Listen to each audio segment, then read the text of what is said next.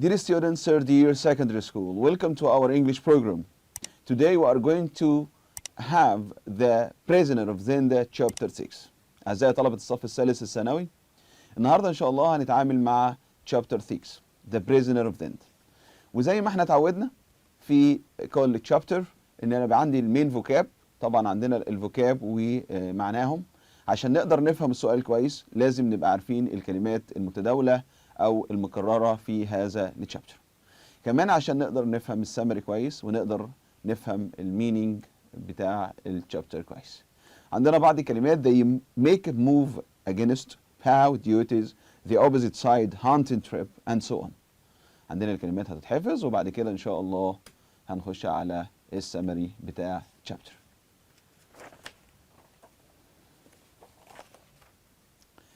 Summary of chapter 6. Rassendyll, Sapt and Fritz decided to make a move against Michael. Rassendyll trusted Marshal Strakens to keep the future of Ruritania safe.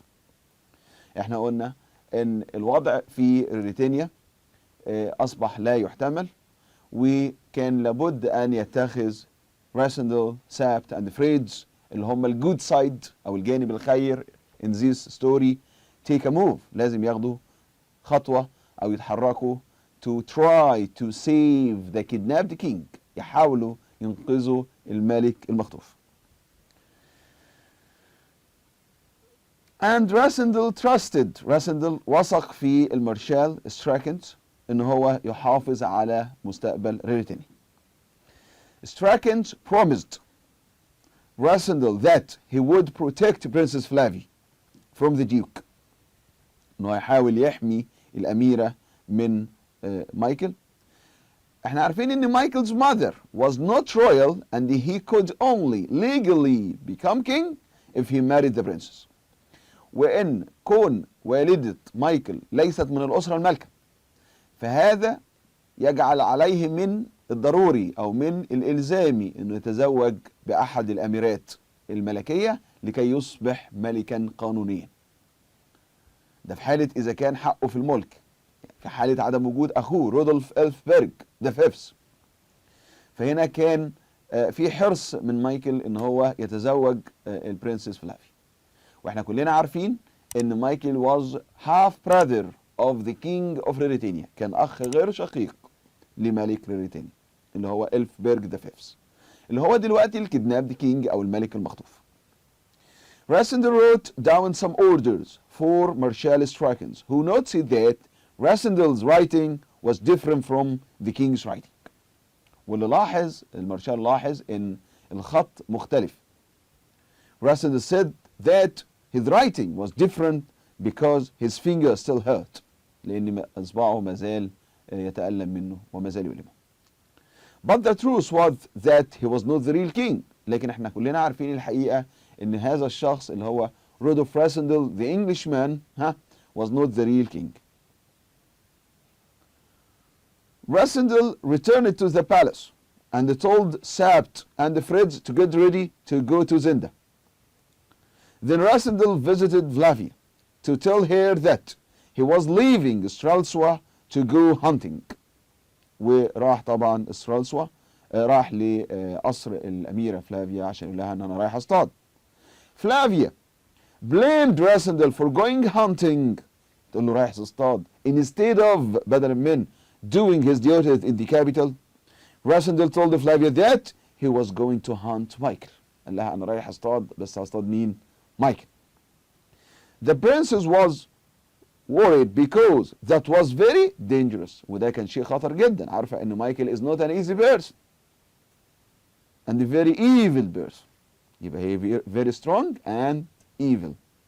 شخص قوي جدا وفي نفس الوقت شرير جدا. Rassendyll told Flavia that if he didn't come back from Zenda, she must become the queen of Ruritania. إذا لم يعد من زندا، يعني إذا فشل في محاولته اصطياد مايكل زي ما هو قايل لها، مش قايل لها إن هو is not the real king. فأنت يا فلافيا you must be the queen of Ruritania. Flavia promised to do whatever was right for Ruritania. ولكن فلافيا وعدته ان هي سوف تقوم بالعمل الصائب من اجل دولة ريريتانيا. راسندل سابت فريدز and a large party of servants. يبقى تعال نشوف كده الحملة اللي رايحة ده مكونة من ايه؟ سابت وايه؟ وفريدز وراسندل. طبعا احنا عارفينه. A large party of servants. مجموعة كبيرة من الخدم. ماشي. And 10 strong brave gentlemen. And 10 brave strong ايه؟ gentlemen. يبقى في 10 رجال اقوياء شجعان سوف اتوجهوا معهم. طيب هنا راسندل قايل ليه للمجموعه؟ قايل لهم ان انا مش الملك الحقيقي، طبعا ده شيء غير واقعي وان هم مش هيسمعوا كلام، لكن مفهمهم ايه؟ ان مايكل، بص كده السبب. اولا they stayed at a country house. قعدوا في بيت ريفي كده اسمه تيرلينهايم which he belonged to a relative of Fred's. لو بصينا على اسم فريدز لو نفتكره from chapter 1 اسمه فريدز فون تيرلينهايم.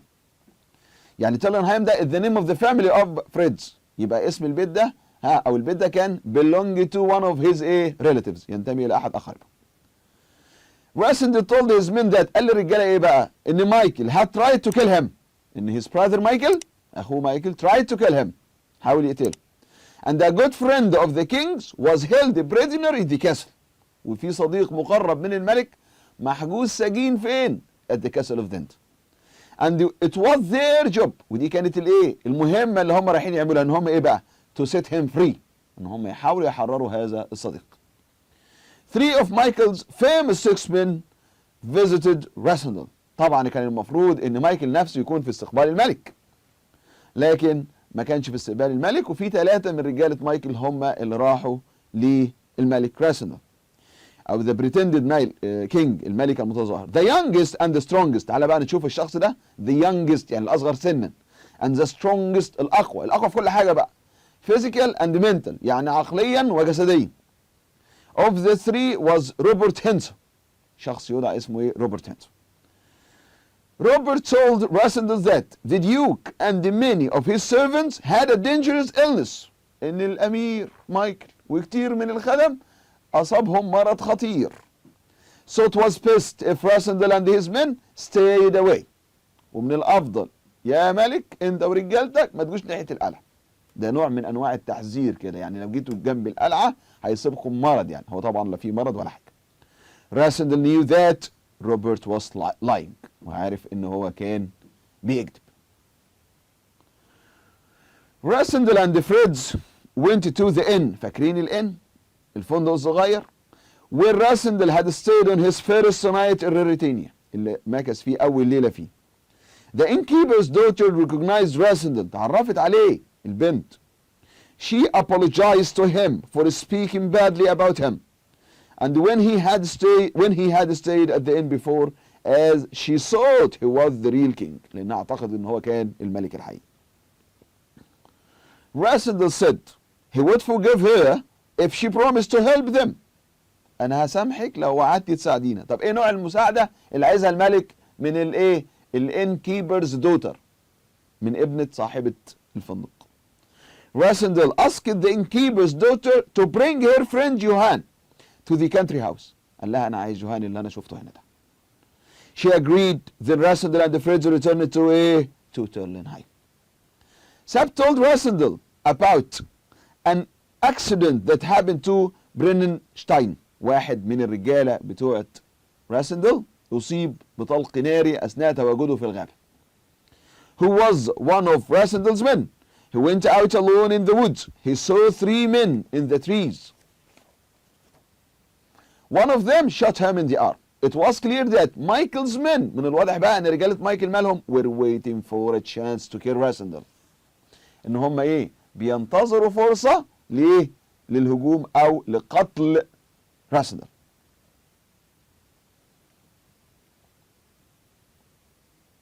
The next day Robert Henson visited Terlenheim alone. خلي بالكم بقى لوحده. He had a message from Michael for Rassendyll. مع رسالة من الأمير مايكل لمين؟ للملك.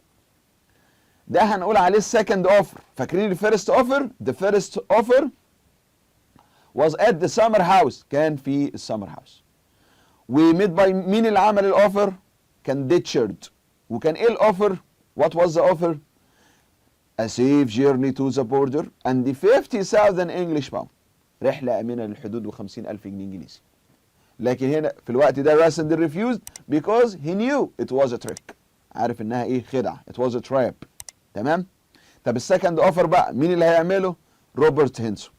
بص كده. He had a message from Michael for Rassendel. The Duke offered Rassendel a safe journey to the border and 1,000,000 gold pieces. يبقى السكند اوفر safe journey to the border رحلة آمنة للحدود ومليون قطعة ذهب. The next day Robert Hensel visited Tullenheim alone. He had a message from Michael for Rassendel. كان عنده رسالة من مايكل لراسندل اللي هو احنا هنقول عليه السكند اوفر. فاكرين الفيرست اوفر؟ الفيرست اوفر كان في السمر هاوس وكان ايه؟ It was a safe journey to the border and 50,000 English pound. رحلة آمنة للحدود و50,000 جنيه إنجليزي. طب السكند اوفر بقى اللي هيعمله دلوقتي مين؟ روبرت هينسون. طب مين اللي كان عامل الفيرست اوفر؟ ديتشارد one of Michael's 6 men. السكند اوفر بقى the Duke offered Rassendel a safe journey to the border and 1,000,000 gold pieces ومليون قطعة ذهبية. But Rassendel refused the offer. رفض برضه. Robert told Rassendel to stop pretending that he was the king. قال له بطل تظاهر. Everyone knew he was. كله عارف ان انت مش الملك يعني. Rassendel was angry because Robert spoke to him rudely. ده نوع من انواع الوقاحة في طريقة الكلام بتاعت روبرت. فهنا كان راسندل غضبان. Just as Robert was about to climb on his horse وهو راكب جاي بقى يركب الحصان ويمشي, he stopped and told Rassendel that he wanted to shake hands with him. عايز يصافحه بإيده يعني. He came nearer to Rassendel and suddenly stabbed him in the shoulder. وفجأة راح ضربه بالخنجر أو السكين في كتفه. Then he rode off fast. وركب الحصان بتاعه روبرت وجري. It was not a bad injury. الإصابة ما كانتش شديدة. لكن Rassendel was angry at letting himself be deceived by Robert. لكن كان راسندل متضايق جدا وغضبان لأنه تم خداعه على يد هذا الشخص روبرت. The doctor said that Rassendel's arm would soon be better. The innkeeper's daughter brought Johann to Tullenheim. البنت جابت فعلا جوهان. Johann knew that if Michael's plan was successful, he would be in trouble because he knew too much. Johann, he was a weak man. كان شخص ضعيف لكن not wicked one. لكن ما كانش شرير. وكان بيشتغل مع مايكل عشان بيخاف منه لكن هو مش كان بيحب الشر ولا بيحب مايكل. وعارف إذا خطة مايكل الشريرة نجحت هيتخلص من كل الناس اللي ساعدوه لأنه شرير. فكان عايز يعني أي إشارة كده. تمام؟ John knew that if Michael's plan was successful, he would be in trouble because he knew too much. Rassendel thought that with the right encouragement بالتشجيع المناسب, Johann would be the perfect spy for him. هيبقى هو الجاسوس المثالي. Johann was a weak man but not wicked one. ما كانش شخص شرير. He worked for Michael because he was afraid of him, not because he loved him. يبقى كان شغال مع مايكل عشان بيخاف منه ليس عشان حبا فيه وفي شره. تمام؟ And he was happy to tell Rassendel Michael's secret. وكان مبسوط وسعيد انه هيقول لراسندل ايه على الاسرار. طيب ايه بقى الاسرار؟ كان في خطتين هنا. وكان في الملك محبوس في القلعة. طب نشوف ازاي الملك كان محبوس. اولا there were 2 small rooms inside the castle which could only be reached by crossing the bridge. في غرفتين داخل القلعة ما ينفعش يوصلوا لهم الا عن طريق الدرو بريدج. The rooms were cut in the rock below the ground. كانوا تحت الارض. One room had no windows. الاولانية ما فيهاش شباك. Behind it was a second room with a small window. الثانية كان فيها شباك. Where the king was kept in chains. ودي اللي كان محبوس فيها الملك وهو مسلسل. يعني ايه؟ يعني مربوط بالسلاسل. تمام؟ From the window, a large stone pipe led down into the castle moat. احنا عارفين في حاجة اسمها الموت او الخندق المائي. الشباك ده بيطل على الخندق وهم ركبوا فيه انبوبة صخرية يعني عملوا زي ممر كده. تمام؟ If the castle was attacked, Ditcher would kill the king. Then the body would be sent down the pipe would be put down the pipe and the weight of his chains would keep the body underwater. After that, Ditchard would escape through the pipe and swim across the moat. إذا تم الهجوم على القلعة بأعداد قليلة يعني هيبقى في وقت ديتشارد عنده أوامر إنه يقتل الملك ويرمي الجثة وهي حواليها سلاسل حديدية في الخندق المائي ده، وطبعا التقل بتاع الجثة مع السلاسل هياخدها إلى قاع الخندق. تمام؟ وديتشارد هيبقى عنده وقت يخرج هو كمان من الخندق ويسبح خارج القلعة، والناس تيجي تبص على السجن مش هتلاقي فيه حاجة. طب إذا تم الهجوم على القلعة بأعداد أكبر من كده. If the castle was attacked by a large group of soldiers, they would do the same thing, but one of the 6 men would take the king's place. هيعملوا نفس الشيء لكن مش هيبقى في وقت قوي إن حد يخرج. فديتشارد هيتظاهر إن هو مسجون بناء على إيه بقى؟ إن هو أساء إلى أنطوانيت موبان ومايكل إيه بيعاقبه وبيحبسه. Because he had been rude to Antoinette. No one would believe that the king was ever there. ومحدش هيصدق إن الملك كان موجود. This meant that if Rassendyll and his men attacked the castle secretly or openly with a great army, إذا Rassendyll هجم على القلعة سواء سرا أو علنا ومع الجيش, the king would be dead before they could save him. الملك هيقتل قبل ما يستطيعوا إنقاذه. Sab told Rassendyll that he would still be king next year. قال له ده أنت السنة الجاية إن شاء الله يا عم راسندل هتفضل ملك برضه. بس إيه؟ Without proving that Michael had killed the real king. The Duke would still be there in his castle waiting for a chance to take the crown. وإن الأمير هيبقى مستني فرصة عشان يحصل على العرش.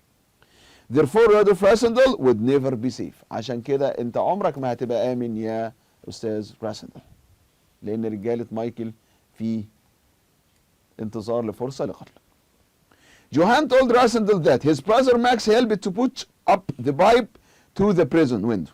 He also said that it wasn't easy to sleep in the castle because no one felt safe. محدش حاسس بالأمان لأن كل اللي موجودين في القلعة مجرمين. Everyone in the castle was a criminal except the king فيما عدا الملك. Rassendyll asked Johann to go back to the castle. قال له طلب منه العودة إلى القلعة and not tell anyone that the king was held prisoner there وما يبلغش حد إن هو الملك اللي محبوس هناك. Johann would be safe as long as he kept his promises. وقال له أنت في أمان طول ما أنت حافظت على وعوده. Rassendyll believed that there were 2 ways in which the king could come out of them alive. في طريقتين بس اللي ممكن من خلالهم الملك يخرج حي من قلعة زند. One was to have a miracle إن يحصل معجزة وما فيش معجزات بتحصل. And the other one if one of Michael's men betrayed him. والطريقة الثانية إذا واحد من رجالة مايكل خانوا فيقدر يسهل لهم الأمور من الداخل. تعال نشوف مع بعض الأسئلة. وهنا في الشابتر زي ما تعودنا مع بعض احنا جايبين أسئلة كتاب المدرسة، وزي ما احنا قلنا أسئلة كتاب المدرسة مهمة جدا. هناخد بعض من الأسئلة وهي الأسئلة متجاوبة هتتقري وهتتفهم وهيبقى يعني شغلك انت. Rassendyll's writing is different from the king's. يعني كتابة أو خط راسندل مختلف عن خط الملك الحقيقي. What reason does Rassendyll give? إيه السبب اللي أعطاه راسندل؟ What might this difference be a problem for Marshal Strachens? وليه ده ممكن يبقى مشكلة للمارشال؟ بص كده الإجابة. Rassendyll says it's because of his injured finger. بيقول إن ده بسبب صباعه المصاب. It might be a problem for Strachens because people might think the order from the king is not a real one. ممكن يعتقدوا ان الاوامر دي ليست حقيقيه، خصوصا ان ستراكنز هيبقى صاحب مصلحه لانه هو هيبقى ايه the head of Stralsund instead of ايه of Duke Michaels. هيبقى حاكم سترالسوا بدلا من الامير مايكل. What reason does Rassendyll give Princess Flavia for leaving Stralsund? ايه السبب اللي اداهولها؟ اللي هو رايح يعمل ايه؟ What does he ask her to do if he doesn't come back? وطلب منها تعمل ايه اذا لم يعد او لم يعود. He tells her he is going to hunt a big animal اللي هو مايكل. He tells her she must become queen if he doesn't return. ولو ما رجعش لازم هي تبقى الملك. Where do Rassendyll and his men stay for their hunting trip? كانوا هيقعدوا فين؟ هنقول where is it and who does it belong to? وكان المكان ده فين وكان ينتمي إلى من؟ هنقول they stay in a country house called Sterling High. It belongs to a relative of Fred's. It is on a hill on the opposite side of the town of Dinda from the castle. السؤال الأربعة مثلا بيقول what reason does Duke Michael give for not visiting King Rasindel or inviting him to his castle؟ إيه السبب اللي أعطاه الأمير مايكل لعدم مقابلته وزيارته للملك؟ احنا قلنا قال إن هو عنده مرض خطير هو والخدم بتوعه. Number 5 أو number 4 what sorry number 4 number 5 what reason why do Rasindel احنا قلنا نمبر 4 يبقى نمبر 5 نمبر 5 why do Rasindel and Fritz go to the inn at Lind؟ ليه فريدز و راسندل راحوا للفندق الصغير وكانوا عايزين يعملوا ايه وطلبوا ايه من الانز دوتر؟ طبعا هم راحوا عشان يقابلوا الانز دوتر الان كيبرز دوتر وطلبوا منها ان هي تجيب لهم مين؟ جوهان. what happens to Bernstein while what happens to Bernstein while Fritz and Rasindel are out؟ ايه اللي حصل له؟ he is shot in the arm while he is out in the woods. تم اصابته بطلق ناري اثناء ما كان في الغابه. المسج اللي روبرت احضرها تاني يوم اللي هي الاوفر، احنا قلنا السكند اوفر. a million gold pieces و safe journey to the border. Number 8 what do they learn from جوان؟ عرفوا ايه عن جوان؟ عرفوا بقى they ايه؟ هنقول they learn where the king is being kept in the castle and the duke's plan. وعرفوا خطط الامير مايكل. Number 9 describe the room. اوصف الايه؟ الغرفه اللي كان محتجز فيها الملك. احنا قلنا ان هي كانت تحت الارض وكده. تعالوا معايا في الترو فولس كده. طبعا احنا ما عندناش في الامتحان ترو فولس، لكن دي اسئله كتابه المدرسه واحنا هنستغلها ازاي؟ نشوفهم احنا كانهم فاهم ميستيك. تمام؟ ولو في معلومه صح يبقى بتثبت لنا المعلومه غلط يبقى اكنها جمله فاهم ميستيك واحنا بنصححها. Number 1 Duke Michael cannot legally become king unless he marries Princess Flavia. ده كوريكت الجمله دي. مش هيقدر يبقى ملك قانونيا الا اذا تزوج بالاميره فلافيا. صح. Rasendel's writing is different from the real king's writing. خط راسندل كان مختلف. صح برضه. Fritz owned the country house called Tillenheim. فريدز كان عنده بيت يوضع على تيلنهايم. لا ده واحد من اخر، يبقى هنقول فولس وهنقول التصحيح بتاعها. The 10 brave and strong gentlemen know that Rasindel is not the real king. كانوا عارفين ان الملك ان راسندل مش الملك حقيقي. لا طبعا ما كانش حد يعرف غير سابت وفريدز وايه وراسندل نفسه. Number 5 Duke Michael visits Rasindel at Tillenheim. مايكل زاره في تيلنهايم. لا ما زاروش وادعى ان هو كان مريض. Number 6 the innkeeper's daughter says that she saw Rasindel with the king when she stayed with him. صح. كانت بتعتقد ان هو الملك. بقية الأسئلة ادي الأسئلة هم الخمسة بنين بإجاباتهم. يبقى true true false false false. Number 7 بقى. Joan works for the duke because he loves him. جوان كان بيشتغل عنده عشان بيحبه. لا طبعا ما كانش بيحبه. اوكي هنقول لا. he works for him because he is afraid of him. بيشتغل عنده عشان خايف منه. Number 8 if the duke kills the king he will put the body into the moat with the chains on it. طبعا هيحطوا فيه الخندق وعليه السلاسل عشان تاخده ويغطس. The castle of Dinda is a happy place. لا طبعا ما كانتش سعيدة، كانت مكان حزين وكل اللي فيه مجرمين. Number 10 Rasindel thinks it will be easy to rescue the king. Rasindel كان بيعتقد انه من السهل انقاذ الملك. لا طبعا ما كانش كان ده بيقول هو محتاج معجزة او واحد من رجالة مايكل يخونه. ادي الاجابات عندنا نبص عليها ونشوفها مكتوبة ومحلولة زي الفل. بعد كده عارفين النوع التالت ده بيجي لنا في الامتحان اللي هو الكوتيشن. الكوتيشن الاول The writings is a little different from your usual. I hope people know it's the real order from the king. مين اللي بيتكلم هنا؟ Who says this to Rasindel؟ مين اللي بيكلم راسندل؟ مين اللي بيكلم الملك؟ المارشال. What does think the reason that handwriting is different؟ طب ايه السبب اللي بيعتقدوا اللي بيخلي الايه؟ الخط مختلف اللي هي ايه؟ ان صباعه he thinks it's different because the king has injured his ايه؟ hand. طيب why is it important that the handwriting is be the same؟ ليه من المهم ان الكتابة تبقى نفس الكتابة so that people will know that it's a real order. وده عندي quotation تاني من الquotations. Rasandal I think that this time next year you will be the king. طبعا هنا سبت اللي بيتكلم. اوكي. وبيقول له لسه عارفين الخطة بتاعت مايكل في حالة الهجوم على القلعة، فطبعا استبعدوا انقاذ الملك، وبيقول له السنة الجاية انت كمان هتفضل ملك.